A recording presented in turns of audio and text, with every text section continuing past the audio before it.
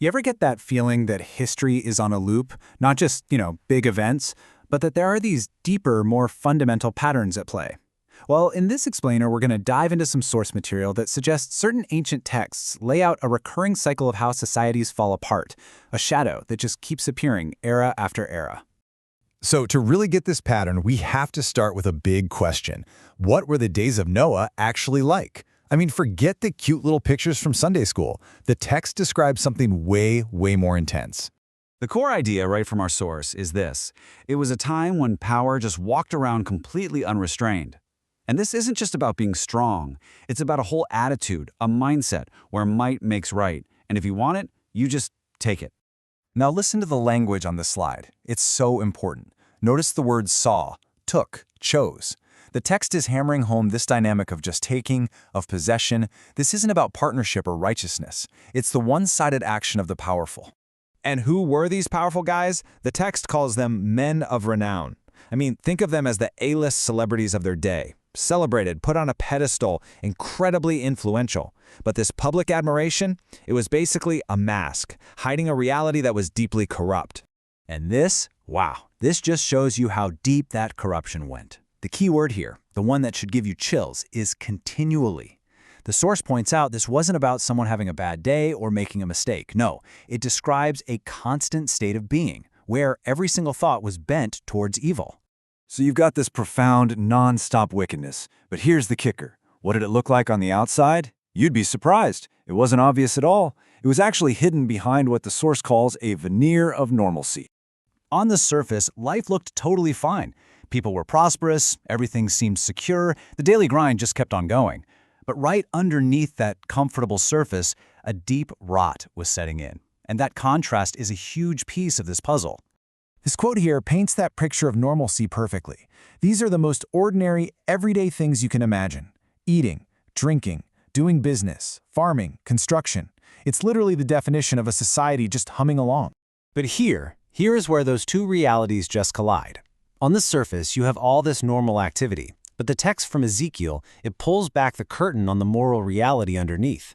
All that eating and drinking, it was fueled by pride. The buying and selling, it led to a sufficiency of bread that just bred arrogance. The planting and building, it created this unconcerned ease. And the end result of all that self-focus was a complete and total neglect of the poor and needy. So when a society gets to this point, rotten on the inside but looking all polished on the outside, the sources suggest that certain symbolic forces, these harbingers, they start to appear. And they're a sign that the whole system is about to break. And the first harbinger is this incredibly powerful image, the red horse. Its entire purpose, its whole reason for being, is to take peace from the earth. Its arrival means the end of stability and the beginning of massive conflict. But listen, we're not just talking about soldiers on a battlefield here. According to the source, this conflict is systemic.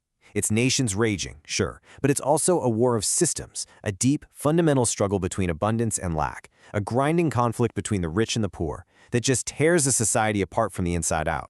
Okay, so now for our second key symbol, and this represents a totally different kind of power. It's not the obvious, overwhelming force of the red horse. No, this is the hidden, strategic power that's symbolized by the ancient Israelite tribe of Dan. The primary description we get of Dan is a serpent, by the way. Now really think about what that means. It's not a lion roaring out in the open. It's quiet, it's cunning, and it's perfectly positioned, just waiting for the exact right moment to strike. This question from the book of Judges just hammers that idea home. While all the other tribes were out there fighting in the open, Dan remained in ships, out of sight, operating in the background, moving quietly on the currents. It's a symbol of hidden influence and careful preparation. So you see, the first stage of this kind of power is hidden movement. It's all the maneuvering that happens behind the scenes, completely unnoticed by almost everyone. And that movement, it leads to quiet positioning. It's about getting all the pieces in exactly the right place, establishing leverage and setting the stage for the final act, all without raising a single alarm. And then, when the moment is absolutely perfect, bam! The sudden emergence, the serpent strikes. It's this explosive, shocking execution of power that seems to come out of absolutely nowhere, but was actually planned, step by step, in the shadows. So how do all these pieces, the hidden corruption, the red horse, the serpent, how do they all fit together? Well, the source material lays out this timeless, unchanging pattern that connects it all, from the secret rot to the final chaos. Okay, so it all boils down to this three-stage cycle. Get this. First, the hidden moral corruption ripens underneath that veneer of normalcy. Second, that inner corruption gives birth to systemic violence. That's the conflict of the red horse. And finally, in all the chaos that follows, a hidden power, the serpent, exalts itself, emerging suddenly to take control of everything. And this brings us full circle. It connects the entire pattern back to a major prophetic warning. The source texts are basically arguing that what happened way back in the days of Noah, well, it isn't just a story about the ancient past. It's a template for things that are yet to come. And finally, the source material doesn't leave us with a neat and tidy answer. Instead, it hits us with this haunting question from the prophet Joel, talking about this coming day.